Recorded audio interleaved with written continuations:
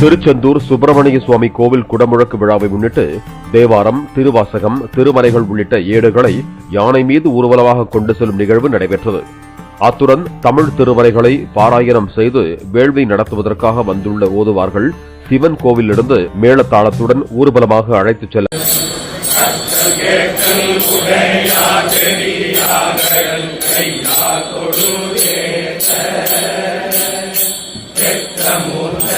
Brahmapuram மேறிய பெம்மானியன